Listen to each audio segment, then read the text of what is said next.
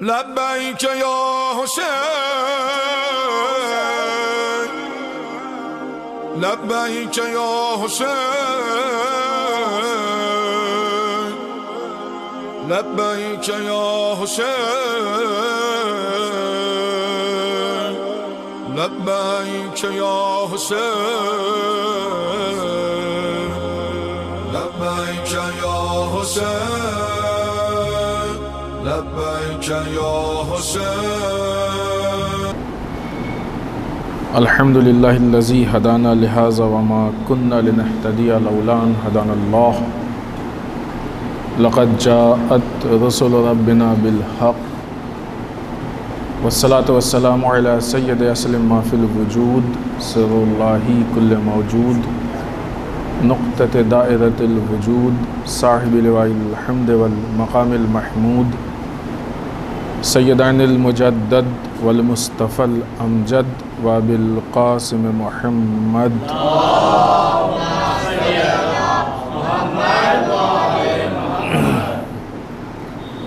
والصلاة والسلام علی آلہ الطیبین الطاہرین المعصومین المظلومین ولعنۃ الدائمۃ الباقیۃ علی اعدائہم اجمعین من الآن الی قیام یوم الدین۔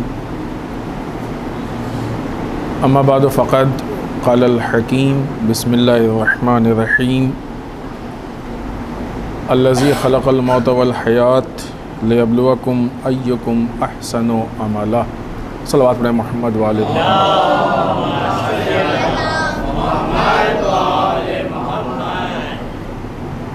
ایک ایصال ثواب کی مجلس ہے کہ جو مرحوم کے 40ویں کے سلسلے میں ہے۔ عموماً ایصال ثواب کی مجلس میں ہی موقع ہوتا ہے کہ موت سے متعلق گفتگو کی جائے۔ یہ ایک ایسا موضوع ہے اور ایک ایسی چیز ہے کہ جس کا ذکر بہت زیادہ ہونا چاہیے، اور نہ یہ کہ صرف ذکر زیادہ ہونا چاہیے، موت ہمیشہ ہم لوگوں کو یاد رہنی چاہیے۔ لیکن دوسری طرف سے پتہ نہیں کیوں شاید یہاں پہ ایسے حالات نہ ہوں، لیکن ایک عام حالات ہے کہ موت کے ذکر اور موت کی بات سے لوگ خوف محسوس کرتے ہیں۔ شاید اس لیے ہے کہ بہت زیادہ جو موت کے متعلق باتیں ہیں یا اس کی حقیقت ہے یا اس کا فلسفہ ہے، شاید وہ ہمارے لیے اتنا کلیئر اور واضح نہیں۔ ارشاد رب العزت ہو رہا ہے قرآن مجید میں موت سے متعلق بہت سی چیزیں ہیں، کئی باتیں ہیں۔ اللہ نے کئی اعتبار سے ہمارے سامنے موت کو پیش کرنے اور یا یوں کہا جائے کہ ایکسپلین کرنے کی کوشش کی۔ مثلاً آپ دیکھیں سورہ رحمان جیسا سورہ کہ جس میں اللہ نے نام ہی سورہ کا رحمان ہے، نعمتوں کا ذکر کیا، اس میں موت کا ذکر کیا۔ خود وہ مشہور جملہ کہ جس کو ہم کہتے ہیں بسم اللہ الرحمن الرحیم انا للہ و انا الیہ راجعون، اس سے متعلق جب اللہ نے ہمارے سامنے باتیں پیش کی تو بڑی خوبصورت باتیں ہیں۔ تو مختلف جہاز سے جب ہم اس موت کو پہچاننے کی کوشش کریں گے تو ایک بہت خوبصورت چیز ہے موت، اچھی چیز ہے موت۔ لیکن پھر بھی پتہ نہیں کیا بات ہے کہ کہا یہی جاتا ہے کہ خدا نخواستہ مر جائیں۔ کبھی کسی سے آپ نے سنا کہ کوئی یہ کہے کہ انشاءاللہ مر جائیں؟ اس لیے کہ انسان موت کو ایک عجیب نگاہ سے دیکھتا ہے۔ اللہ نے اس موت سے متعلق قرآن مجید میں بہت اچھی چیز ہمارے سامنے پیش کی کہ الذی خلق الموت والحیات، وہ اللہ کہ جس نے موت کو اور حیات کو، زندگی کو خلق کیا، لیبلوکم ایکم احسن عملا، تاکہ وہ آزمائش کر سکے، امتحان لے سکے کہ تم میں سے کون ہے کہ جو سب سے بہتر ہے عمل کے اعتبار سے، یعنی اللہ کے نزدیک انسان کا اچھا اور برا ہونا اس پہ ڈیپینڈ ہے کہ انسان اپنے عمل کے اعتبار سے کتنا اچھا ہے۔ یقیناً وضاحت کی ضرورت نہیں ہے، یا بات آپ کے لیے کلیئر ہے کہ اللہ کے لیے جو عمل ہے اور جس عمل کے لیے اللہ نے کہا ہے یہ عمل ایمان کے ساتھ ہے، ایسا نہیں ہے کہ بغیر ایمان کے۔ عمل کی منزل ہمیشہ ایمان کے بعد آتی ہے، اور جب انسان کا ایمان مضبوط ہوتا ہے تو وہ خود بخود عمل کی طرف بڑھتا ہے۔ یہ بھی چیز ہمارے موضوع میں تو نہیں ہے، لیکن بات آئی ہے تو آپ کی خدمت میں عرض کرتے چلیں کہ جو عموماً باتیں ہوتی ہیں کہ اگر ہمارا عقیدہ صحیح ہے تو ہم کو عمل کی ضرورت نہیں ہے، مثلاً ہم کہہ نہیں رہے ایسا، کل کو یہ نہ ہو کہ ہم نے کہا، نہیں، جو عموماً ایسا کہا جاتا ہے۔ قرآن مجید خود کہہ رہا ہے کہ اللہ یہ دیکھنا چاہتا ہے کہ تم میں سے کون عمل کے اعتبار سے بہتر۔ اب اس کے بعد ہمارے خیال سے وہ مسئلہ حل ہو جائے گا، وہ مسئلہ کلیئر ہو جائے گا کہ ایسا کچھ نہیں ہے کہ بغیر عمل کے سب کچھ ہو جائے گا، یہ ممکن بھی نہیں ہے۔ اگر انسان کا عقیدہ مضبوط ہے، مستحکم ہے، تو وہ خود بخود انسان کو عمل کی طرف لے کے جاتا ہے۔ ایکم احسن عملا، کہ تم میں سے کون ہے کہ جو عمل کے اعتبار سے بہتر۔ عمل کی نوعیت کیا ہوگی، کس اعتبار سے یہ طے ہوگا کہ یہ عمل اچھا ہے یا برا ہے؟ اسی کو قرآن کی اصطلاح میں یا اسلام کی اصطلاح میں اگر دیکھا جائے تو عمل صالح۔ پتہ نہیں آپ میں سے بعض افراد کو یاد ہے کہ نہیں، ہمیں ایسا لگ رہا ہے کہ شاید عمل صالح پہ ہم نے یہاں پہ کچھ سال پہلے ایک مرتبہ ایام اعزاء میں گفتگو کی ہے، کئی مجلسوں میں اس کی ہم نے گفتگو کی ہے، عمل صالح کی۔ قرآن مجید نے عمل صالح پہ بہت زور دیا ہے، کئی مرتبہ قرآن مجید میں عمل صالح آیا ہے۔ اچھا عمل، بہترین عمل، نیک عمل، اللہ کا پسندیدہ عمل، عمل صالح۔ بہت سی آیتیں ہیں قرآن مجید میں کہ جس نے عمل صالح کے لیے کہا ہے، عمل صالح کا ہم سے مطالبہ کیا گیا ہے۔ تو ایک پورا موضوع ہے عمل صالح۔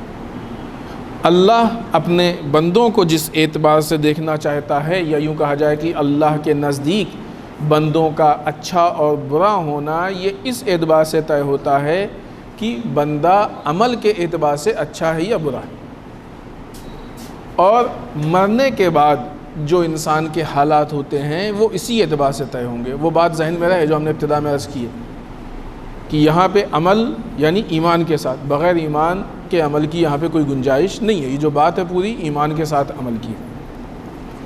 تو مرنے کے بعد جو بھی انسان کو اچھا یا برا، جو بھی اس کا درجہ ہوگا، جو مقام ہوگا، جو اس کی جزا ہوگی، یا اگر خدا نخواستہ سزا ہوئی، تو یہ ساری چیزیں اس کے عمل کے مطابق ہوں گی۔ عمل کو چھوڑ کے یہ چیزیں اس کے لیے نہیں ہے۔ ایسا نہیں ہے کہ انسان کوئی عمل نہ کرے اور کہے کہ ہم بہت اچھے ہیں، یہ ممکن ہی نہیں ہے۔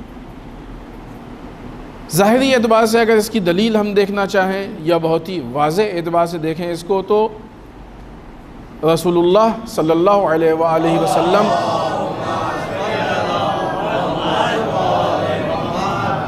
کے زمانے سے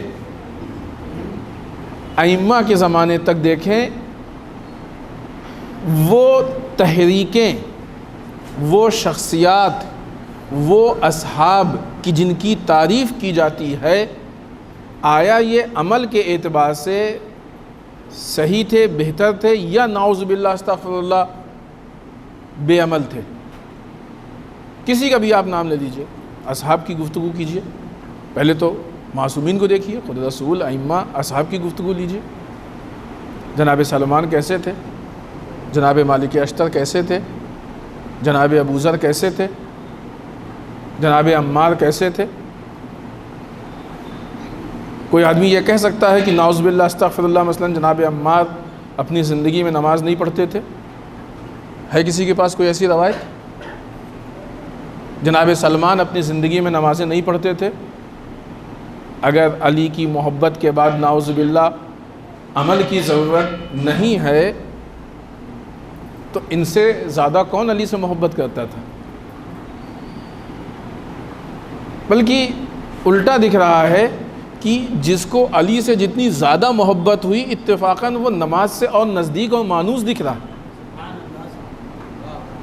تو اگر یہ کہا جائے کہ عملی اعتبار سے کہ بات الٹی ہے، علی کی محبت کی دلیل یہ ہے کہ انسان کو عمل صالح سے نزدیک کر دیتی ہے.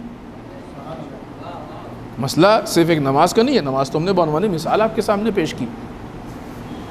علی کی محبت، یہ جتنے ہم نے نام لیے ہیں، اس کے علاوہ بھی جو آپ کے ذہن میں نام ہیں، کتنے ایسے اصحاب ہیں، ان میں سے کوئی بتا سکتا ہے کہ فلاں صحابی ایسے تھے. مسئلہ نماز پڑھنے نہ پڑھنے کا تو بہت آگے ہے. کتنے ایسے صحابی ہیں ان میں سے کہ جو نماز کے وقت، فضیلت کا وقت ہو، اول وقت ہو، بیٹھے رہتے تھے کہ پڑھ لیں گے، ہم تو علی کے چاہنے والے ہیں، نہیں بھی پڑھیں گے تو چلے گا. ہے کوئی ایسا صحابی؟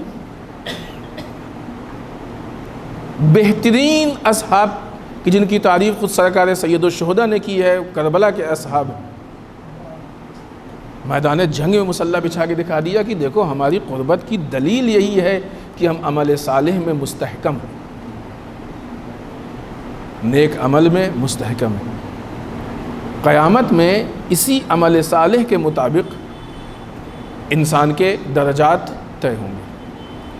عمل صالح کا مسئلہ یہ ہے کہ عمل صالح نیک عمل صالح، وضاحت تھوڑی سی، ہمارے شاید بات چھوٹے بھائیوں کے ذہن میں یہ بات واضح نہ ہو. عمل صالح شکل کے اعتبار سے عمل صالح نہیں ہوتا ہے. ایسا نہیں ہے کہ عمل صالح کی ایک لسٹ بن گئی ہے کہ یہ چیزیں عمل صالح میں ہیں، اب کسی بھی حالت میں کوئی بھی انسان اس کام کو کر لے تو وہ عمل صالح. پہلے بہت سامنے کی مثال دیں، مثلا حج عمل صالح میں ہے کہ نہیں؟ ایک انسان یہیں چنئی میں، انڈیا میں خانہ کعبہ جیسی چیز بنائے، اس کا عمل صالح حج کرنے لگے اور کہے ہم نے عمل صالح کیا، مانے گا کوئی اس کو؟ چلے اچھا چلا گیا وہ مکہ مکرمہ، اور جانے کے بعد آج کل کے ایام میں وہ حج کرنے لگا، کہہ رہا ہے ہم حج کر کے آئے. بھئی آج حج نہیں ہوتا ہے، اس ایام میں عمرہ ہوگا. کہ نہیں، ہم نے کیا ہے حج، سارے ارکان ویسے ہی کیے. آیا ہوگا؟ شکل کبھی بھی عمل نہیں ہوتی ہے. پھر عمل صالح کے شرائط ہوتے ہیں، جب تک شرائط مہیا نہ ہو اس وقت تک وہ عمل صالح نہیں ہوتا ہے. کبھی بھی شکل کی بنیاد پہ عمل نہیں ہوتا ہے.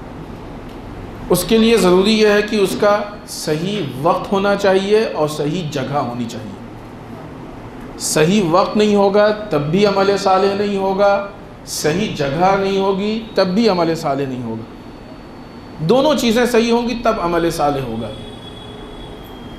کوفے والے بڑی تسبیح پڑھ رہے تھے لیکن ان کا یہ تسبیح پڑھنا عمل صالح نہیں تھا.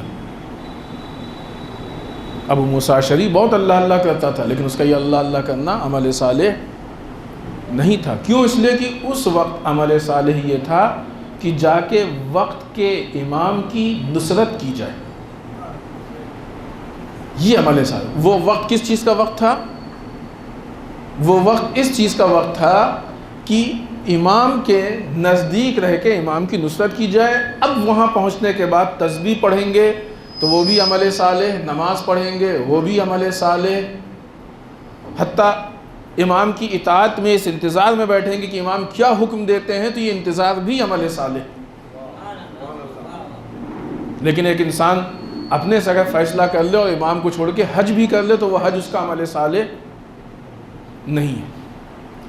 تو اب یہ جو ہم زندگی گزار رہے ہیں اور جس طریقے سے اس زندگی کو لے کے چل رہے ہیں، یہاں پہ جو ہم عمل انجام دے رہے ہیں، یہ عمل ہمیں کون سا انجام دینا ہے؟ عمل صالح.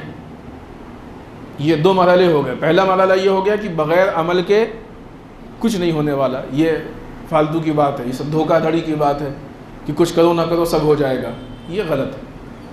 وہ پورا ایک موضوع ہے، ابھی ہم اس موضوع پہ بات نہیں کر رہے ہیں کیونکہ ہمیں معلوم ہے کہ یہاں پہ برادران کے لیے وہ چیزیں واضح ہیں، کلیئر ہے کہ کچھ کرو نہ کرو سب بخش دیا. ایسا کچھ نہیں. اللہ کا ایک معیار ہے، اللہ نے ایک معیار بتایا ہے، وہی ہم نے آیت شریف آپ کو پیش کی ہے. لہٰذا ایسا کچھ نہیں، ہم کو کرنا پڑے گا. جو کرنا ہے تو وہ کرنے کے شرائط کیا ہیں؟ عمل صالح. اس کے لیے جگہ بھی طے ہونی چاہیے، یعنی زمان و مکان کا صحیح ہونا یہ بہت اہم ہے. کب کرنا ہے، کہاں کرنا ہے نا، کیا کرنا ہے پہ تو مثلا وہ شکل ہمارے لیے مشخص ہے۔ یہ ہو گیا دوسرا مرحلہ کہ جب انسان اس شکل سے، جیسے ہی ہم دوسرے مرحلے میں پہنچتے ہیں ویسے ہی ہم کو جس چیز کی ضرورت پڑتی ہے وہ یہ کہ اب جو ظاہری عمل کی شکل دکھ رہی ہے اس میں آپ کو نمازیوں کی بہت کثیر تعداد دکھے گی، لیکن ان میں سے عمل صالح والے کتنے ہیں یہ طے کرنا مشکل ہوگا۔ البتہ یہاں پہ بہت اہم پہلو یہ ہے کہ سب سے پہلی ہماری ذمہ داری ہے کہ ہم پہلے خود اپنی نماز کے لیے طے کریں کہ آیا ہماری نماز عمل صالح ہے کہ نہیں، کیونکہ بات یہاں سے شروع ہے۔ دوسری اس لیے طے کرنی پڑے گی کہ آیا جو ماحول معاشرے میں ہمارے چل رہا ہے، جو چیزیں چل رہی ہیں، یہ آیا عمل صالح ہے کہ نہیں ہے۔ اگر ہے تو ہم اس کو اپنا لیں، نہیں ہے تو کوئی بات نہیں۔ یہاں پہ جوانوں کے لیے میں ایک بات عرض کرتے چلیں بیچ میں کہ بعض اوقات سوشل میڈیا پہ کچھ میسیج آتے ہیں، اتنی مرتبہ یہ پڑھ لو، یہ نماز پڑھ لو، ایسے یہ پڑھ لو، ویسے یہ پڑھ لو۔ کچھ بھی ہم نے دیکھا اور دیکھنے کے بعد ہم یہ سمجھتے ہیں کہ یہ نیک عمل ہے۔ ٹھیک ہے، وہ عمل صالح کا لفظ شاید ذہن میں نہ آئے، نیک عمل ہے، اچھا عمل ہے، دین کا عمل ہے، دینداری ہے، دین سے متعلق ہے، مذہب سے متعلق ہے، یہ سمجھ کے ہم اس میں لگ جاتے ہیں۔ لیکن جس چیز کا حکم اللہ نے نہیں دیا ہے وہ دین کیسے ہو سکتا ہے؟ دین کسے کہتے ہیں؟ دین ایسا تو نہیں ہے۔ مثلا اگر مسلمانوں کے بعض گروہ نے اپنی طرف سے ایک نماز معین کر لی اور نماز پڑھ، آج تک ہم کہتے ہیں کہ غلط، صحیح بھی ہے نا، شکل تو ہی نماز جیسی ہے نا، پڑھتے تو وہی قرآن ہے نا، اپنے ذاتی حالات تو نہیں پڑھتے ہیں اس میں۔ اور آج تو پڑھنے والے واقعی اس نیت سے پڑھتے ہیں کہ وہ اللہ کے لیے پڑھ رہے ہیں، ان کی نیت ایسے ہی ہے، لیکن اس کے باوجود بھی عبادت نہیں ہے۔ کیوں؟ اس لیے کہ اس شکل کا چیز بھی نہیں کہہ رہے ہیں، کیونکہ نافلہ تو ہے، وہ اصل وہ نافلہ ماہ رمضان میں ہے، اس شکل کا جس شکل میں پڑھی جا رہی ہے اس کا حکم اللہ نے نہیں دیا تو عبادت سے باہر نکل گئی۔ وہ اگر اس شکل سے ہٹ کے کریں تو عبادت نہیں ہے، اور ہم واٹس ایپ سے پڑھ کے کچھ بھی کر لیں سب عبادت ہو جائے گی؟ پارٹی بازی، ہم جو صحیح اور دوسرا کچھ بھی کرے سب غلط۔ دین کا معیار تو سب کے لیے ایک جیسا ہے نا، دین ایسا تو نہیں کہ اس کے معیار سب کے لیے بدلیں گے۔ سوشل میڈیا پہ کچھ بھی آیا، واٹس ایپ پہ کچھ بھی آیا، ابھی تو شاید واٹس ایپ کے آخری ایام ہوں، لیکن کوئی نہ کوئی تو جگہ لے گا نا اس کی۔ سوشل میڈیا میں کچھ بھی آیا ہم اس کے پیچھے پڑے گئے اور ہم یہ سمجھتے ہیں کہ عمل صالح ہے۔ یہ ہماری غلط فہمی ہے، کیونکہ اللہ اسی کے ذریعے سے دیکھنا چاہتا ہے، امتحان لینا چاہتا ہے کہ ہم میں سے کون بہتر ہے۔ در واقع یہ ایک طرح کا مسابقہ ہے، مقابلہ ہے۔ مقابلہ اس معنی میں کہ ہم اپنے آپ کو بہتر سے بہتر بنانے کی کوشش کریں، اللہ کے سامنے بہتر سے بہتر پیش کرنے کی کوشش کریں۔ اب جب معاملہ مسابقے اور مقابلے کا ہے کہ ہم اپنے عمل کو بہتر سے بہتر بنانے کی کوشش کریں، تو دو چیزیں عمل میں اہم ہیں۔ پہلی چیز کوالٹی، پھر اس کے بعد دوسری چیز کوانٹیٹی، کیفیت کمیت۔ کوئی بھی عمل ہو اس کو کوالٹی کے اعتبار سے اچھا بنائیں، ابھی جب کوالٹی کے اعتبار سے اچھا ہو جائے تو اب جتنا زیادہ سے زیادہ ہو وہ بہتر ہے، لیکن ایک بیلنس کے مطابق ہو جو اسلام نے ہم کو حکم دیا۔ اس جہت سے بھی ایک بات ہم آپ کی خدمت میں عرض کریں کہ رسول اللہ صلی اللہ علیہ وآلہ وسلم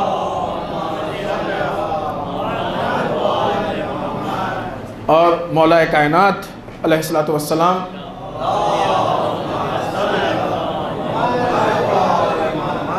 کے زمانے میں، یہ دونوں زمانے میں حالات پیش آئے ہیں کہ آگے بتانے والے نے بتایا کہ مثلا فلاں شخص ایسا ہے کہ جو سب کچھ اس نے چھوڑ دیا ہے، کاروبار، زندگی، بال بچے، فیملی سب چھوڑ دیا اور مسجد میں بیٹھ گیا کہ اور خالی تسبیح و تحلیل، نماز، دعا یہی سب کر رہا ہے۔ خلاصہ جو جواب کا، چونکہ ہم وہ روایت جمع کر کے بات کر رہے ہیں اس لیے مفہوم پیش کر رہے ہیں کہ معصوم نے کہا کہ اگر وہ اس حالت میں مر جائے تو ہمارے دین پہ نہیں ہے، یہ ہمارا دین نہیں ہے۔ سمجھ میں آئی بات کہ صرف اللہ اللہ کرنا یہ اللہ کا دین نہیں. جس کا نام لے رہے ہیں ہم اسی کے دین کی بات کر رہے ہیں. صرف اللہ اللہ کرنا یہ اللہ کا دین نہیں ہے. کیوں؟ اس لیے کہ یہاں پہ اللہ کا نام اللہ کے نظام کے مقابلے میں استعمال ہو رہا ہے. اللہ نے ہم کو اس لیے بھیجا ہے کہ اس کے بنائے ہوئے سسٹم اور نظام پہ عمل کریں، نہ کہ اس کے نام کو استعمال کریں. یہاں پہ اللہ کا نام، شاید انہوں نے عمدن اس کام کو نہیں کیا ہو لیکن ہو ایسے ہی رہا. اس کا مطلب کہ عمل صالح، چونکہ یہ چیزیں کب پیدا ہوتی ہیں؟ یہ جو ہمارے اوپر فکری اعتبار سے حملہ ہوا اور ہماری فکر کو تبدیل کیا گیا، یہ دین میں تحریف ہے. اس اعتبار سے فکر کی تحریف ہے کہ عبادت صرف مسجد میں، عبادت صرف امام باڑے میں، عبادت صرف مصلی پہ. یہ غلط فہمی ہے ہماری. ایسا نہیں ہے کہ عبادت صرف مسجد میں صرف. اسی لیے وہ بیچارے اب چاہتے ہیں کہ خالی عبادت کریں 24 گھنٹے اللہ کی، تو جا کے مسجد میں بیٹھ گیا اور اس کے بعد سب کچھ چھوڑ دیا. پوری تفصیلی روایت ہے کہ وہ بیٹھ گئے تو ان کے بال بچوں کو کیا، ٹھیک ہے اللہ ہے، یہ خود ہی تفصیل ہم نے وہ پیش نہیں کیا آپ کے سامنے. تو جو یہ فکر ذہن میں آ گئی کہ عبادت صرف مسجد میں، لہٰذا وہ جا کے مسجد بیٹھ گئے. اسلام نے ہم کو نظام دیا ہے، سسٹم دیا ہے. اس سسٹم میں جہاں ہم کو مسجد میں بلا کے نماز پڑھوائی اور کہا کہ یہ عبادت ہے، وہیں ہم کو مسجد سے باہر نکال کے کاروبار اور ذریعہ معاش کے لیے بھیجا اور کہا یہ بھی عبادت ہے. اسلام اور مسلمان کا مطلب یہ نہیں ہوتا ہے کہ صرف مسجد میں عبادت کرے. یہ پورا فرقہ ہی الگ ہے. گمراہ شدہ لوگ ہیں یہ صوفیہ، اس قسم کے بعض مسلک ہیں کہ جو اس کام کو کرتے ہیں. یہ اسلام نہیں ہے، واقعی اسلام نہیں ہے. یہ مسخ کیا ہوا اسلام ہے، تبدیل کیا ہوا اسلام. واقعی اسلام یہ ہے کہ جب انسان کو حکم دیا گیا ہو مسجد میں تو آئے، مسجد میں نماز پڑھے، اور جب انسان کو اس بات کی ضروریات زندگی میں سے ہے کہ ذریعہ معاش کے لیے جائے، تلاش کرے، محنت کرے. اب اگر انسان اللہ کے حکم کے مطابق ذریعہ معاش کے لیے جا رہا ہے تو یہ بھی اللہ کی عبادت ہے کہ جس کا اللہ اس کو اجر دے گا. احسن و عملہ میں جہاں ایک طرف مصلی کی نماز ہے، وہیں دوسری طرف انسان کا کاروبار اور اس کی جاب ہے. اچھے عمل کے دائرے سے وہ باہر نہیں. اس کا جو فائدہ ہے اس نظام اور اس سسٹم کا، وہ فائدہ یہ ہے کہ اگر اس کا نام صرف عبادت تھا تو محدودیت پیدا ہو گئی تھی عبادت میں کہ ہم 24 گھنٹے میں کتنی دیر عبادت. عموماً یوں بھی آپ کسی سے پوچھئے کہ آپ 24 گھنٹے میں کتنی دیر عبادت کرتے ہیں؟ 1 گھنٹہ کرتے ہوں گے، 1.5 گھنٹہ کرتے ہوں گے. ایسی آدمی جواب دے گا نا 2 گھنٹہ کرتے ہوں گے. اسلام کے سسٹم میں انسان کو 24 گھنٹے میں 24 گھنٹہ عبادت کرنی چاہیے. اگر یہ عبادت کے وسیع مفہوم کو ہم دیکھیں تو 24 گھنٹوں میں 24 گھنٹہ انسان کو عبادت کرنا چاہیے. کیسے وہ عبادت کرنا ہے؟ اپنی پوری زندگی کے شیڈیول کو، دن و رات کی جو بھی اس کی ایکٹیویٹیز ہیں، ان ساری چیزوں کو اللہ کی مرضی کے مطابق انجام دے اور اللہ کے لیے انجام دے. خود بخود عبادت ہو جائے گا. پالنے والے ذریعہ معاش پہ اس لیے جا رہے ہیں کہ تو نے حکم دیا. بال بچوں کی کفالت کا تو نے حکم دیا. ایک مومن سے مل رہے ہیں اس لیے کہ اللہ نے حکم دیا. مومن سے ملاقات کے وقت منہ پہ، لبوں پہ مسکراہٹ اس لیے لا رہے ہیں کہ اللہ نے حکم دیا. مصافحہ اس لیے کر رہے ہیں کہ اللہ نے حکم دیا. ایک غلط آدمی سے ناراضگی کا اظہار اس لیے کر رہے ہیں کہ اللہ نے حکم دیا. دوستی بھی اللہ کے حکم کے مطابق، دشمنی بھی اللہ کے حکم کے مطابق. گھر کے اندر بیٹھنا ہو تو اللہ کے حکم کے مطابق، گھر سے نکلنا ہو تو اللہ کے حکم کے مطابق، کاروبار اللہ کے حکم کے مطابق. تو انسان 24 گھنٹے، ہاں 8 گھنٹے 10 گھنٹے سونے کے، وضو کر کے سو جائیے، وہ بھی عبادت ہے. اس نیت سے سوئیے کہ اللہ نے حکم دیا ہے کہ سو، رات ہم نے تمہارے سونے کے لیے بنائی ہے. اس لیے سو رہے ہیں کہ جب سو کے اٹھیں تو کل ہم اللہ کی بہترین عبادت کر سکیں. 24 گھنٹے عبادت میں گزریں گے، ایک لمحہ بھی نہیں. ہمارے علماء، ہم ابھی ائمہ کی بات نہیں کر رہے ہیں، علماء میں ایسی شخصیات گزری ہیں کہ جنہوں نے اپنی زندگی میں مباح عمل بھی نہیں کیا. حرام و مکروہ تو چھوڑیے، اپنی زندگی میں مباح عمل بھی نہیں کیا ہے، یا واجب پہ عمل کیا ہے یا مستحب پہ عمل کیا. اس کا مطلب کہ پریکٹیکل لائف میں، عملی زندگی میں یہ ممکن. دوسرا مرحلہ، 3 مرحلوں میں اپنی بات کو پیش کریں گے. پہلا مرحلہ تھا. دوسرا مرحلہ ہم چاہتے ہیں کہ نماز سے تھوڑا پہلے بات ختم ہو جائے، اس لیے بہت طولانی اس میں نہیں جائیں گے. دوسرا مرحلہ کہ اللہ، یہ بات ہم کہیں پیش کر چکے ہیں، صرف بہت ہی اختصار میں ہم آپ کی خدمت میں عرض کریں گے کہ یہ جو عمل اللہ نے ہم کو حکم دیا ہے، اس عمل کے جو فوائد ہیں اس کی 2 حیثیت ہیں. جب ہم اس دنیا میں اس سسٹم کو اپنائیں گے، اس سسٹم پہ عمل کریں گے، تو اس دنیا میں جو فوائد ہیں، جو اس سے ہم کو فائدہ ہونے والا ہے، وہ ہم کو حاصل ہوگا. لیکن اسی عمل کی بنیاد، واقعی دیکھیں اللہ کیا کریم ہے. سسٹم ہم کو دیا کہ تم اس سسٹم پہ چلو، اس سسٹم پہ چلو گے تو تم کامیاب ہوگے، ہم کو اسی دنیا میں اس کا فائدہ ہوگا. مثلا ایک انسان، اس سے کہا جائے کہ روڈ پہ تم ایسے چلو تو تم ایکسیڈنٹ سے محفوظ رہو گے، تو اگر وہ اس سسٹم کو فالو کر رہا ہے تو اس کی اپنی حفاظت ہے نا، اس کا اپنا فائدہ ہے. جب وہ سارے قانون کو فالو کر کے اپنے مقصد پہ پہنچ گیا، تب اس کو انعام بھی دے دیا گیا کہ بھائی آپ نے اس قانون کو فالو کیا، اس سسٹم کو فالو کیا. ارے بھائی فالو کیا، اس نے خود فائدہ اٹھایا ہے، ابھی اس میں انعام کی کہانی، یہ انعام بھی لے جاؤ. اللہ بھی یہی ہم سے کہتا ہے کہ سسٹم دے رہے ہیں، اس سسٹم پہ عمل کرو. تو اس سسٹم پہ عمل کرنے سے دنیا میں ہمارا فائدہ ہے، دنیاوی اعتبار سے فلاح و بہبود ہے، کمال ملے گا، ترقی کی طرف جائیں گے. اور جب اللہ کے مطابق عمل کر کے ہم آخرت میں جائیں گے، اس دنیا میں جائیں گے، تو اللہ کہے گا کہ تم نے ہمارے بتائے ہوئے سسٹم پہ عمل کیا ہے، لہٰذا اس کے عوض میں تم کو ہم یہاں پہ مثلا یہ دیں گے، ہم تم سے خوش ہیں. بنیاد تو یہی ہے، کل گفتگو ہوئی تھی نا، اصل تو بنیاد اللہ کی رضا ہے. اب خوش ہو گئے تو ابھی ٹھیک ہے، تمہارے لیے جنت بھی ہے، سلسبیل بھی ہے، فلاں بھی ہے، فلاں بھی ہے، سب کچھ. اس لیے کہ اصل تو اللہ کی رضا ہے کہ اللہ ہم سے خوش ہو جائے. اللہ خوش ہو گیا، جب خوش ہو گیا تو اس نے سب کچھ دے دیا. لیکن اس کے مقابلے میں اگر انسان نے صحیح عمل نہیں کیا، عمل صالح نہیں کیا، خاص کر کے وہ لوگ جو کہتے ہیں کہ عمل کی ضرورت نہیں ہے نا.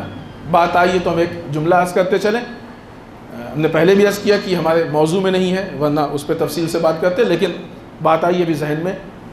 صادق آل محمد امام جعفر صادق علیہ الصلوۃ والسلام نے اپنے آخری وقت میں گھر کے لوگوں کو جمع کیا، جمع کر کے وصیت کی، لا تنال شفاعتنا من استخف بہ الصلاۃ، جو نماز کو ہلکا سمجھے گا اس تک ہماری شفاعت نہیں پہنچے گی. کون؟ جو نماز نہیں پڑھ رہا ہے؟ نہیں، حدیث میں نماز نہ پڑھنے والے کی بات نہیں ہے. توجہ رہے، نزاکت کو پہچانیے امام کے جملے کی. پڑھتا ہے نماز، یہ بات جن لوگوں کی ہے وہ لوگ ہیں نماز پڑھتے ہیں، ایسا نہیں پڑھتے ہیں، لیکن اہمیت نہیں دیتے، بہت زیادہ ہلکا سمجھتے ہیں نماز کو. پڑھ لیں گے، بعد میں پڑھ لیں گے، ٹھیک ہے ابھی تو ٹائم ہے، ابھی تو فلاں کام کر لیں، پڑھ لیں گے، بس جلدی سے کسی سے وضو کیا بغیر کسی اس کے اہتمام کی جلدی سے پڑھ، ہلکا سمجھ رہے ہیں نماز کو. امام کہتے ہیں ہماری شفاعت نہیں ملے گی. اور اگر آخرت میں امام کے شفاعت کی امید نہ ہو تو پھر ہم کو اپنے عمل پہ کتنا بھروسہ ہو سکتا ہے؟ کون سا ہم بہت اچھا ہو، بہت زیادہ عمل کر کے لے کے جا رہے ہیں کہ نہیں، ہم کو اپنے عمل پہ نعوذ باللہ گھمنڈ ہے اور ناز ہے کہ بس ہم تو اپنے عمل سے ہی. جب امام کی شفاعت، اور ایسا نہیں کہ امام صادق نے کہا کہ ہماری شفاعت نہیں ہوگی تو امام حسین نہ ہو، ایسا ہوتا ہے بعض اوقات کہا جاتا ہے نا کہ بہت عجیب عجیب باتیں ہیں، یہ مذاق خیز باتیں ہیں، مذاق اڑاتی ہیں دین کا. ایسا نہیں کہ امام صادق اگر کہہ دیں کہ ہم شفاعت نہیں کریں گے تو نعوذ باللہ امام حسین کہیں گے کہ ہم کروا لیں گے. نہیں، یہ وہ سلسلہ ہے کہ جہاں پہلا بھی محمد ہے، اوسط بھی محمد ہے، آخر بھی محمد ہے۔ سب کا کردار سیم ہے، سب کی سیرت سیم ہے، سب کا مزاج ایک ہے، سب کی پسند ایک ہے، سب کی ناپسند ایک ہے۔ جس کو امام صادق علیہ السلام پسند کریں گے اسی کو امام حسین پسند کریں گے، اور جس کو امام صادق علیہ السلام ناپسند کر دیں گے اس کو امام حسین علیہ السلام بھی ناپسند کر دیں گے۔ یہ تو ایک دم واہیات چیز ہے، اور بعض اوقات تعجب ہوتا ہے کہ اتنی کلیئر چیز یہ ہمارے یہاں کیسے رائج ہو گئی، اور لوگ کیسے ایسی باتیں کرتے ہیں، کتنی احمقانہ اور خراب باتیں۔ تو بہرحال ہم جو گفتگو باتوں کو چھوڑ کے اس پہ آئیں کہ یہ جو بھی عمل ہے اس دنیا میں عمل کر رہے ہیں، اس عمل کا فائدہ ہم کو آخرت میں، عاقبت میں، جو بھی ہم کو وہاں پہ چاہیے اللہ ہم کو اس دنیا کے اس عمل کے عوض میں ہم کو وہاں پہ دے گا۔ یہاں پہ ہمارے لیے ضروریات ہیں نا بہت ساری، اس کو آپ 3 حصوں میں دیکھیے۔ جس بات کو ہم نے کہا تھا کہ ہم کہیں پیش کر چکے ہیں، صرف اشارے میں کہیں گے، وہ یہ پوائنٹ ہے۔ اس چیز کو 3 حصوں میں دیکھیے کہ انسان اپنی زندگی جو بھی ہے اس میں 3 عالم سے متعلق ہے۔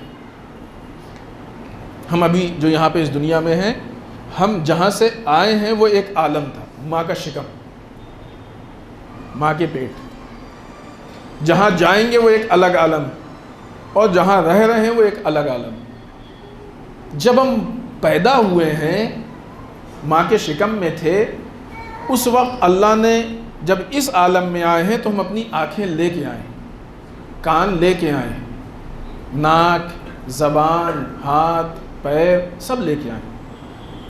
ہم کو ماں کے پیٹ میں ان چیزوں کی ضرورت نہیں تھی، لیکن اللہ نے ساری چیزیں ہمارے لیے وہاں پہ مہیا کی۔ یہ پوری گفتگو ہے تفصیلی، صرف اشارے میں، چونکہ اگلی بات جو ہے وہ اس سے متعلق ہے، لہٰذا ہم صرف اس کو اشارے میں عرض کر رہے ہیں۔ ہم کو اس دنیا میں، اس عالم میں جن چیزوں کی ضرورت تھی، یہاں پہ آنے سے پہلے اللہ نے ان ساری چیزوں کا اہتمام ہمارے لیے کر دیا ہے کہ جب تم اس دنیا میں جاؤ تو کوئی کمی نہ رہے۔ ایک نارمل بات، نارمل حساب سے یہ خود ایک بہت بڑا میسج ہے کہ انسان کے لیے اہم یہ ہے کہ بعد والے عالم کی تیاری پہلے والے عالم میں کی جاتی ہے۔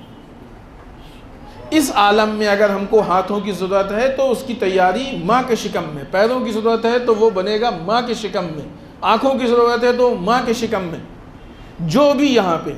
اب ہم کو اس کے بعد اگلے عالم میں جانا ہے، وہاں ہم کو اختیار نہیں تھا تو اللہ نے سب کچھ بنا دیا ہے۔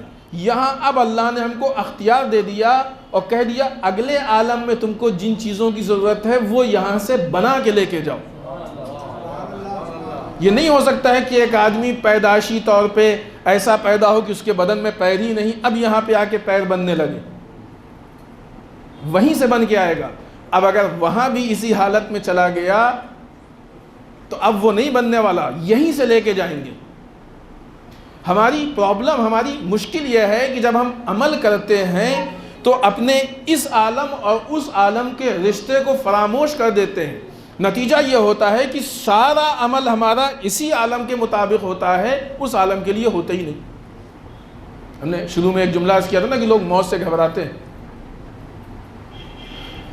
ایک روایت میں امام سے اور ایک جگہ پہ جناب ابو ذر سے پوچھا گیا کہ کیا وجہ ہے کہ لوگ موت سے ڈرتے ہیں، کیوں ایسا ہے کہ لوگ موت سے اتنا گھبراتے ہیں؟ بہت آسانی سے جواب دیا، اور دونوں روایتیں صحیح ہو سکتی ہیں۔ ممکن ہے کہ امام سے بھی پوچھا گیا اور جناب ابو ذر سے بھی پوچھا گیا، دونوں ممکن۔ جواب ملا کہ تمہارے 2 مکان ہیں، ایک مکان کو تم نے بہت اچھا بنایا ہے، سجایا ہے، سنوارا ہے، سارے وسائل زندگی، اہتمام سب کچھ کیا اس میں۔ دوسرا مکان ایسا ہے کہ جس کو تم نے نہ کوئی وسائل زندگی جمع کیا ہے، نہ اس کو ٹھیک کیا ہے، وہ ٹوٹ پھوٹ کے کھنڈر ہو گیا ہے۔ اب تم اس جو اچھے والے مکان میں جس میں رہ رہے ہو، اگر تم سے کوئی کہے کہ اس کو چھوڑ کے اس کھنڈر میں چلے جاؤ، تم تیار ہو کے جانے کے لیے؟ ہاں، یہاں پہ بھی لوگ کہہ رہے ہیں نہیں، وہاں پہ بھی یہی کہا گیا نہیں۔ حقیقت ہے نا کہ بس یہی وجہ ہے کہ لوگ موت کے لیے تیار نہیں ہوتے ہیں، ڈرتے ہیں، کیونکہ جہاں رہ رہے ہیں اس کو تو بہت بنا لیا، جہاں جانا ہے وہاں کے لیے کچھ نہیں کیا. اب جب جانے کی نوبت آتی ہے تو آمادہ نہیں ہوتے ہیں کہ ہم اس کو چھوڑ کے وہاں جائیں. لہٰذا موت کے نام پہ پریشان ہوتے ہیں. عزیزان محترم، مومن وہ ہے کہ جو ہر لمحے اس بات کے لیے آمادہ رہے کہ جب موت آ جائے گی تو ہم اس کو قبول کر لیں گے. ہر لمحے موت کے لیے آمادہ رہے. یہ اور خاص کر کے ابھی جو ایام گزرے ہیں اور ابھی بھی تھوڑا بہت اس کا اثر باقی ہے، اللہ ان سب لوگوں کو بخشے اور ان کے درجات کو بلند کرے جو ہمارے درمیان تھے اور نہیں معلوم یہاں پہ کیا حال ہے، لیکن بہت سی جگہوں پہ اتنی فاسٹ موت کی خبر آتی تھی کہ سن کے انسان جو ہے وہ عجیب سی کیفیت ہوتی تھی. فلاں صاحب ان کا انتقال ہو گیا، فلاں صاحب ان کا انتقال. کب تک ہم یہ سوچیں گے ان کا انتقال؟ کبھی یہ بھی تو سوچنا شروع کریں کہ اگر ان کے انتقال کی خبر ہے تو ہمارے بھی تو انتقال کی خبر جا سکتی ہے.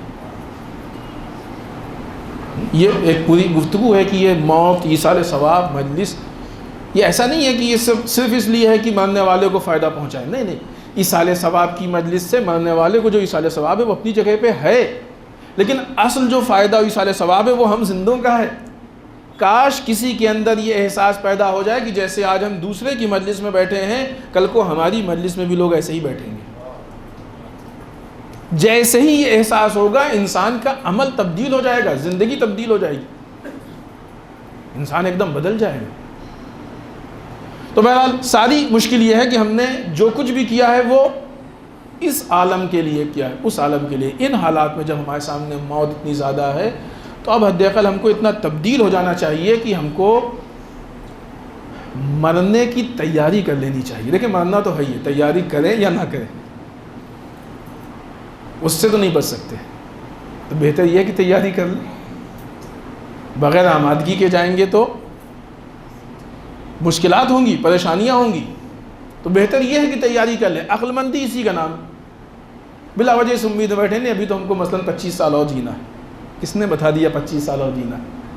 25 منٹ کا بھی کوئی بھروسہ نہیں ہے، 25 سیکنڈ کا بھی کوئی بھروسہ نہیں، 1 سیکنڈ کی بھی کوئی گارنٹی اور ذمہ داری نہیں لے سکتا ہے. انسان کو ہر لمحے موت کے لیے آمادہ رہنا چاہیے.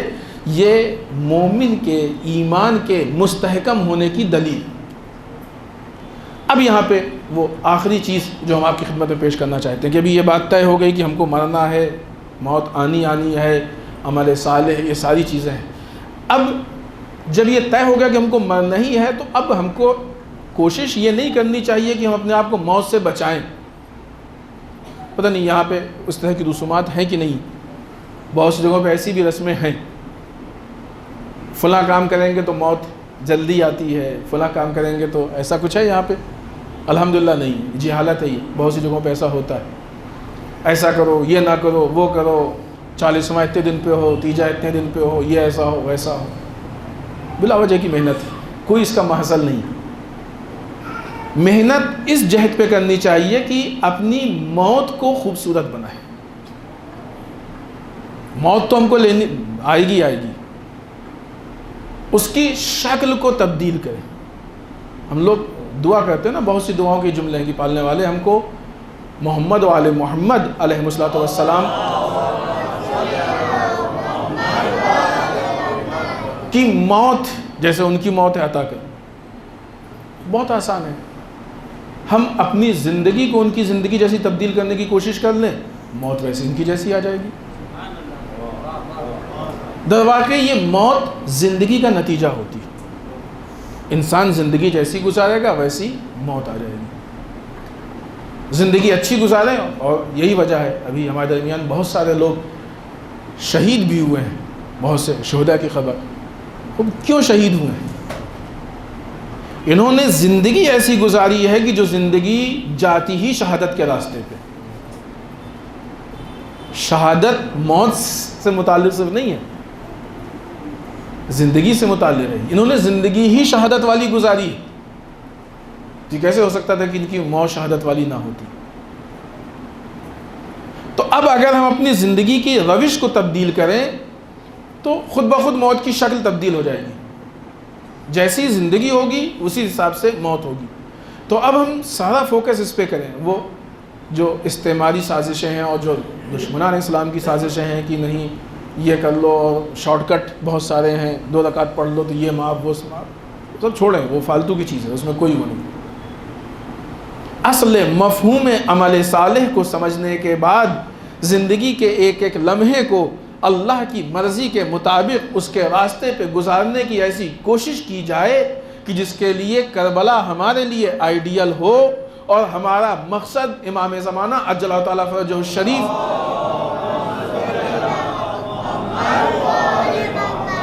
کا ناصر بننا ہو. جب اس پیٹرن پہ کام کریں گے تو اس زندگی کا اختتام انشاءاللہ شہادت پہ ہوگا. فکر اس کی نہیں کریں کہ زندگی موت سے بچ کیسے جائیں, فکر اس کی کریں کہ موت کو شہادت میں تبدیل کیسے کر دیا جائے. ماننا تو ہے ہی ہے, کس کو نہیں ماننا. یہ طے ہو گیا ماننا ہے تو خوب اچھی موت لینا, خوبصورت موت لیں. کیوں ایسے ہی موت لے رہے, کوشش کریں, نیت کریں, باقی اللہ کے ہاتھ میں ہے, اللہ دینے والا ہے. جب ہم کوشش کریں گے, نیت کریں گے, انشاءاللہ اللہ ہم کو دے گا بھی. اور اسی لیے شہادت کے درجے بھی ہیں الگ الگ, وہ بات کی چیز. ان ساری چیزوں تک پہنچنے کے لیے آخری جو مرحلہ ہے ہماری گفتگو کا, یہاں پہ آپ کی سہمت ہم تمام کریں گے. ان ساری چیزوں تک پہنچنے کے لیے انسان کئی جگہوں پہ مشکلات میں مبتلا ہوتا ہے, کنفیوز ہوتا ہے. دیکھیں, ایک ہمارے پاس سسٹم ہے اسلام کا, اس سسٹم پہ ہم عمل کر رہے ہیں, لیکن کبھی دشمن آ کے اس سسٹم کو لے کے ہم کو کنفیوز کر دیتا ہے, اس سسٹم کو لے کے کنفیوز کر دیتا ہے. لہٰذا آپ دیکھیں حتیٰ ائمہ کے زمانے میں مسلمان کنفیوز ہو جاتا تھا, کیا کریں کیا نہ کریں. اور یہی وہ جگہ ہوتی تھی جہاں امام بڑھ کے سہارا دیتے تھے کہ یہ کرو. میدان جنگ میں, صفین کا میدان ہے, مسلمان کنفیوز ہے کہ اب یہ نیزے پہ قرآن بلند ہو گیا, اب کیا کریں. ابھی کوئی تو ایسا ہو کہ جو اس سسٹم کو باقاعدہ سمجھتا ہو, بابصیرت, بہترین بصیرت کا مالک ہو, کہ جو اپنی بصیرت کا فائدہ ان مسلمانوں تک پہنچائے کہ نہیں دیکھو یہ دھوکہ ہے کہ نہیں ہے, فلاں حالات ہیں, ان حالات میں ہم بیٹھ جائیں یا جنگ کریں. کتنے ایسے حالات ہیں کہ مسلمان چاہتا تھا کہ جنگ نہ کریں, ائمہ نے کہا میدان جنگ میں آ جاؤ. امام حسن علیہ السلام لشکر کے ساتھ میدان جنگ میں پہنچ گئے اور حالات تبدیل ہو گئے, تو وہاں پہ آنے کے بعد آپ نے صلح کر لی. حالات کے اعتبار سے فیصلے ہیں نا, یہ حالات کے اعتبار سے فیصلہ لینا یہ بہت نازک کام ہے. کیونکہ اگر سسٹم میں جو چیز ہمارے پاس ہے موٹی نگاہ سے دیکھیں, دقیق نگاہ سے انشاءاللہ کچھ بھی جو ہے وہ ایسا نہیں ہے کہ ہم کنفیوز ہیں, ایک دم کلیئر ہے, واضح ہے. لیکن ہر آدمی کے لیے وہ نگاہ ممکن نہیں. لہذا ہر آدمی, جب عام آدمی اس نگاہ سے دیکھے گا تو دیکھے گا کہ سسٹم کے حساب سے تو ہم صحیح کر رہے ہیں. سسٹم کے حساب سے تو مثلا جو سسٹم نے کہا ہے کہ نماز عبادت, روزہ عبادت, قرآن کی تلاوت عبادت, دعائیں عبادت, تسبیح و تحلیل عبادت, تو اس اعتبار سے تو کوفے والے عبادت کر رہے ہیں, کیونکہ اس انسان کے اندر اتنی بصیرت نہیں ہے کہ وہ فیصلہ کر لے. اللہ نے کہا ہے کہ قرآن کے ساتھ رہو, قرآن حق ہے.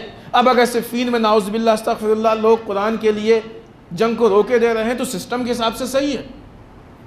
اس طرح کے حالات اور مشکلات پیش آ سکتی ہیں کہ نہیں. چونکہ ہر عام آدمی کے اندر یہ صلاحیت نہیں ہوتی ہے, اور یہ قوم کی بات تو بہت بڑی بات ہے. چھوٹے سے چھوٹے گروہ کنبے حتیٰ گھر کے اندر مسائل پیش آتے ہیں.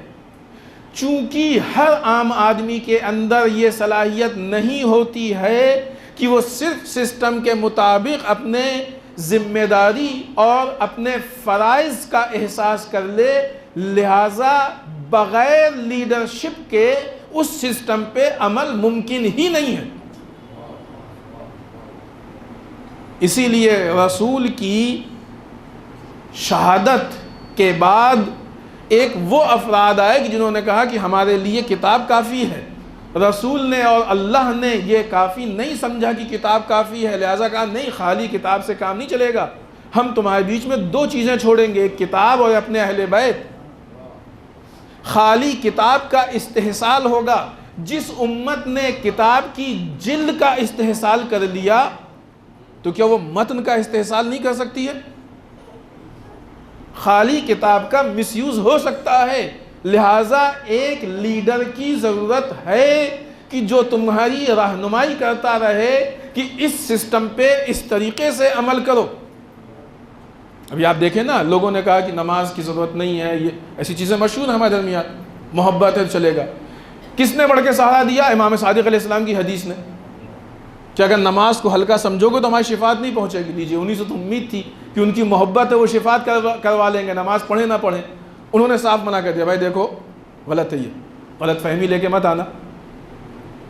دنیا کیا کہہ رہی ہے، لوگ کیا کہہ رہے ہیں کہ اگر اہل بیت کی محبت ہے تو نماز کی ضرورت نہیں۔ امام کیا کہہ رہے ہیں، اس غلط فہمی میں مت آنا، نہ پڑھنا تو بڑی بات ہے، ہلکا سمجھ کے آؤ گے تب بھی ہم نہیں پوچھیں گے۔ کس نے سہارا دیا؟ سسٹم کا مس یوز ہوا، لیکن بڑھ کے سہارا کس نے دیا؟ لیڈرشپ نے سہارا دیا کہ یہ سسٹم کا مس یوز ہے۔ یہی لیڈرشپ ہے جو سسٹم کو بھی بچا سکتی ہے، یہی لیڈرشپ ہے جو عمل صالح کی صحیح شکل پیش کر سکتی ہے، یہی لیڈرشپ ہے کہ جو عمل میں ہم کو بہتر سے بہتر بنا سکتی ہے۔ معلوم یہ ہوا کہ صرف سسٹم نہیں، جب اس لیڈرشپ کو فالو کریں گے، جس نے جتنا زیادہ فالو کیا وہ عمل کے اعتبار سے اتنا بہتر ہوتا چلا گیا۔ یہی وجہ ہے کہ اب سرکار سید الشہداء کے اس جملے کو یاد کیجئے جب امام نے کہا ہے کہ جیسے اصحاب ہم کو ملے ہیں نہ ویسے ہمارے بھیا کو ملے ہیں، نہ ہمارے بابا کو ملے ہیں، نہ ہمارے نانا کو ملے ہیں۔ کیوں؟ اس لیے کہ امام حسین کے اصحاب وہ اصحاب تھے کہ جو خطرناک ترین زمانے میں بھی، کہ جب اچھے کنفیوز ہو گئے تھے، انہوں نے امام کے اور اپنے لیڈر کے دامن کو نہیں چھوڑا تھا۔ اس لیے وہ عمل صالح، ورنہ ایسا نہیں ہے، یہ لوگ بھی دین پہ ہی تو عمل، جو کوفے میں بیٹھے تھے بظاہر دین پہ ہی تو عمل کر رہے تھے، شاید ہو سکتا ہے محنت بھی زیادہ کر رہے ہوں، لیکن اتنا سب کچھ کر کے بھی نہ عمل صالح تھا اور نہ احسن و عملہ کی منزل میں تھے۔ لیکن یہ لوگ جو میدان کربلا میں آ گئے، یہ عمل صالح بھی کر رہے ہیں، احسن عملہ کی منزل میں بھی ہیں۔ فرق کیا ہے؟ فرق صرف اتنا ہی ہے، قرآن ان کے پاس بھی وہی ہے، قرآن ان کے پاس بھی وہی ہے، فرق اتنا ہے کہ لیڈر میں فرق ہے، ان کا لیڈر باطل ہے، ان کا لیڈر الہی اور برحق لیڈر ہے۔ تو اگر لیڈر پرفیکٹ نہ ہو تو صحیح سسٹم کو بھی مس یوز کیا جاتا ہے، لیڈر پرفیکٹ ہو تو انسان اس صحیح سسٹم کو بچا بھی لیتا ہے اور اس پہ عمل بھی کر لیتا ہے۔ اس کی ضرورت اللہ کے نزدیک اتنی اہم ہے کہ حتیٰ گھر میں بھی 4 لوگوں کی فیملی میں بھی اگر سسٹم پہ عمل کرنا ہے تو باپ کو لیڈر بنا دیا، باپ کو لیڈر بنا دیا۔ محلے کی مسجد میں جو پیش نماز ہے وہ لیڈر، شہر میں جو امام جمعہ ہے وہ لیڈر، تاکہ وہ قوم کی ایک صحیح ہدایت کر سکے، صحیح طریقے سے دین پیش کر سکے۔ تو یہ جو آخری مرحلہ ہے اس گفتگو کا کہ جس کے بعد ہم احسن عملہ اور عمل صالح تک پہنچیں گے، وہ یہ ہے کہ جب تک انسان کے پاس پرفیکٹ لیڈر نہ ہو، اس وقت ضروری نہیں ہے کہ بلکہ ناممکن ہے کہ وہ عمل صالح اور احسن عملہ تک پہنچ جائے۔ اب یہ جو آج کے زمانے کی گفتگو ہے، 1-2 منٹ میں جلدی سے اس گفتگو ختم کریں، کیونکہ جو ہم نے ارادہ کیا تھا وہ وقت تقریباً مکمل ہو چکا ہے، اور گفتگو بھی ہماری کافی حد تک جو ہم چاہتے تھے وہ پیش کر چکے ہیں۔ آج اس غیبت کے زمانے میں رسول آپ نے جو پیش کیا تھا وہ قرآن اور اہل بیت، ابھی ہم کیا کریں زمانہ غیبت میں؟ ہم غیبت کے زمانے میں اس لیڈر کو کہاں سے لے کے آئیں کہ جو اس سسٹم کو بچا لے جائے؟ اس کے لیے ہمارے پاس ابھی ہم، چونکہ وہ مسئلہ بہت واضح ہے، مسئلہ ولایت فقیہ ہے، ہم مسئلہ ولایت فقیہ پہ گفتگو نہیں کر رہے، لیکن جو بات جن جملوں سے کمپلیٹ ہو رہی ہے وہ بات پیش کرنا اہم ہے۔ ائمہ کے زمانے میں بھی لیڈرشپ کے لیے، عوام کی لیڈرشپ کے لیے اس بات کی ضرورت تھی کہ کوئی لیڈر ہو تو ہر وقت ہر جگہ معصوم امام نہیں جاتا تھا لیڈرشپ کے لیے، کتنی جگہوں پہ امام کے نائب جاتے تھے۔ مختلف مراحل ہیں. امام علی علیہ السلام کی زندگی میں دیکھ لیں, امام حسین علیہ السلام نے جناب مسلم کو بھیج دیا, اور خود امام زمانہ عجل اللہ تعالیٰ فرجہ الشریف نے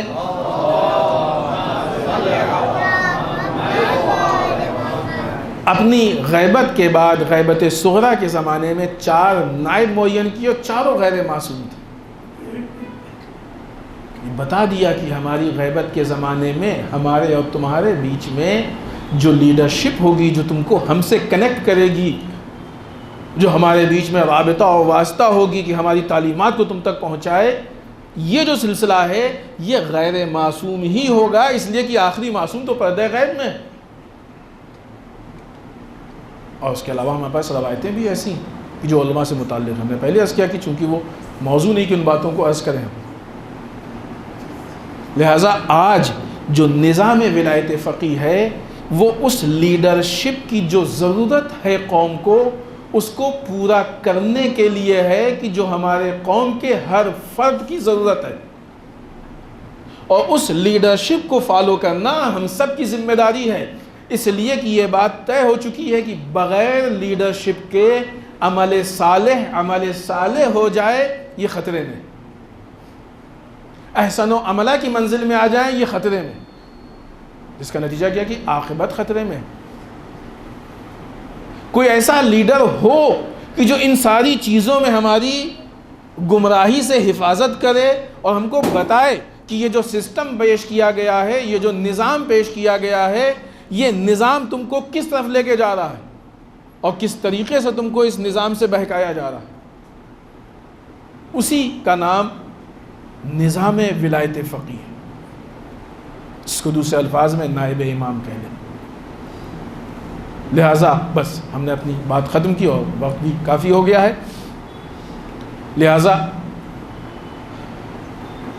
انسان اگر اس لیے خلق کیا گیا ہے کہ وہ بہترین عمل کرے, تو اس بہترین عمل تک پہنچنے کے لیے جو بھی بیچ میں ضروریات ہیں, جب تک وہ ضروریات نہیں ہوں گی انسان وہ بہترین عمل تک نہیں پہنچ پائے گا. موت و حیات کو خلق کیا گیا تاکہ آزمایا جائے کہ کون احسن عمل.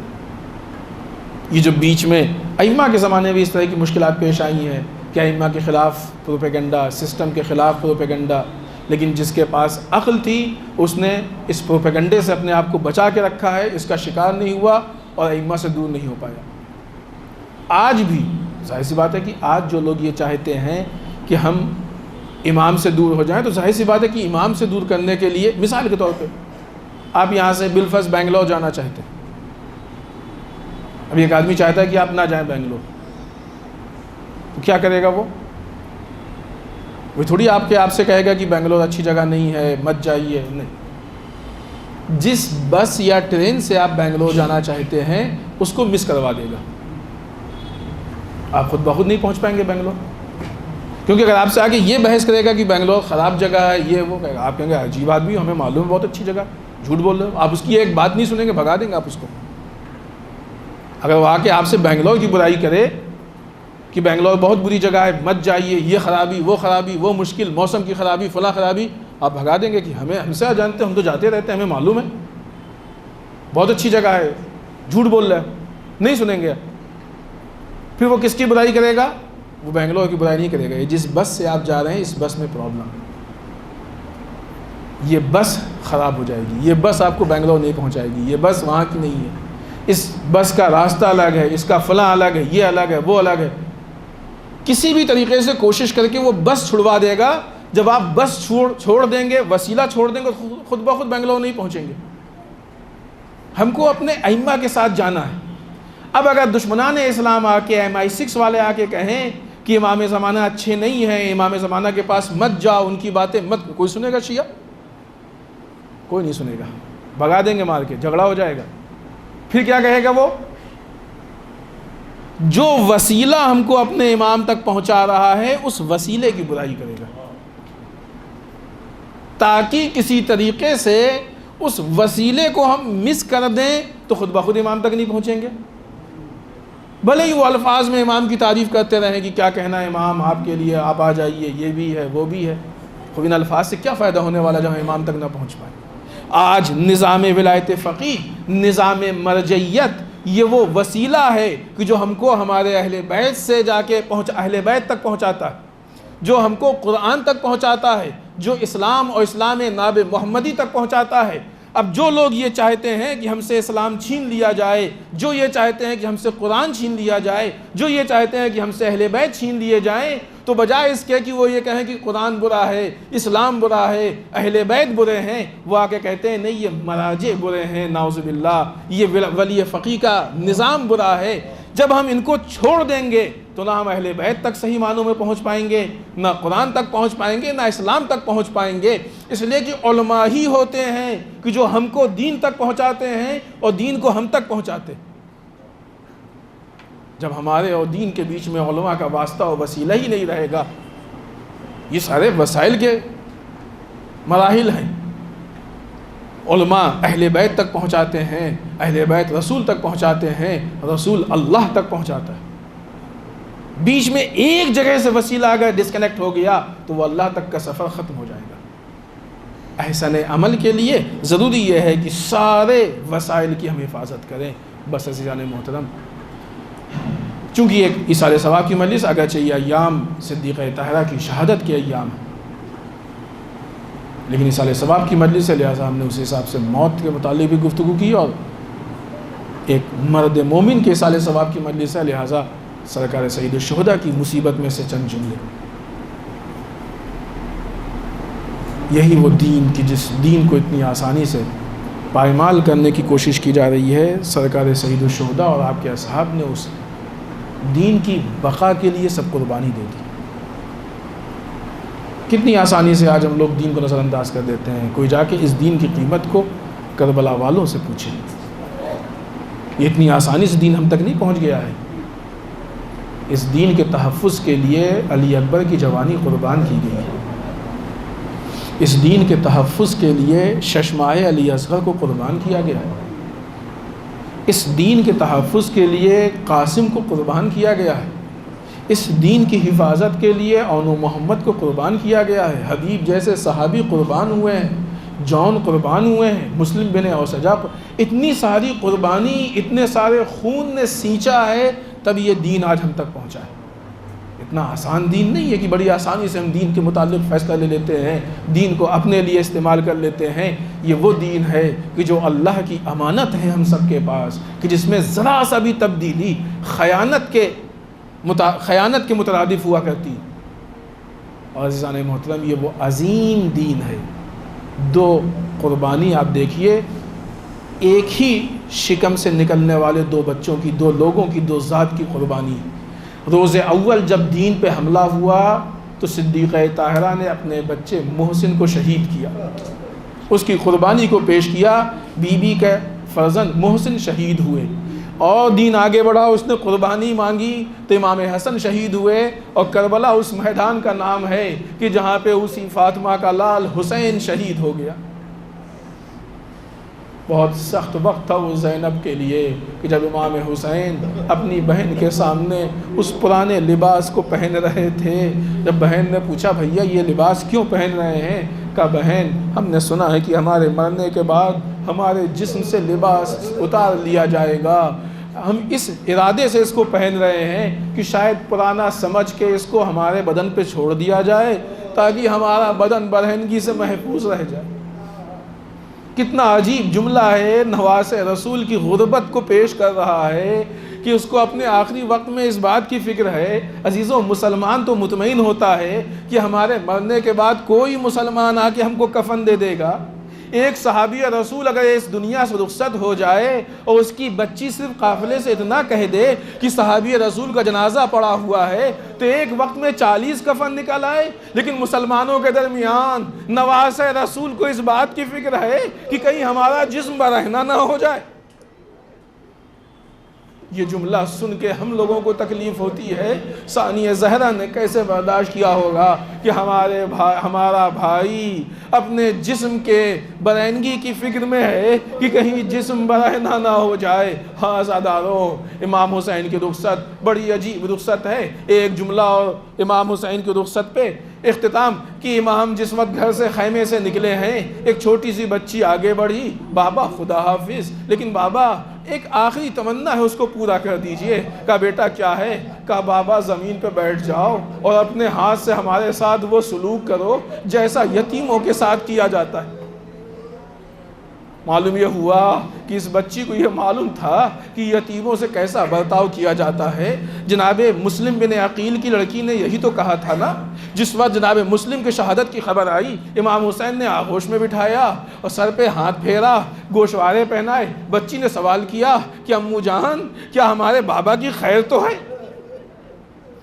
عزیزان محترم، بچے یہ جانتے ہیں کہ کس طریقے سے یتیموں کے ساتھ سلوک کیا جاتا ہے۔ اب اس موقع پہ اگر گوشوارے چھینے گئے تو کیا گزرا ہوگا کہ یہ تو وہ موقع ہے کہ یتیموں کا ساتھ سلوک کیا جاتا ہے۔ آیا یہ ظلم؟ ہاں عزادارو، امام حسین جب مقتل میں گئے تو وہ کتنی عجیب بات تھی کہ بہن اپنے بھائی کو دیکھ نہیں پا رہی تھی، لیکن جب دیکھا تو وہ موقع آیا کہ جب ظالم آواز دے رہا تھا کہ اے گھڑ سواروں، ابھی گھوڑے سے اترنا نہیں، ابھی لاش حسین کو پائمال کرنا ہے۔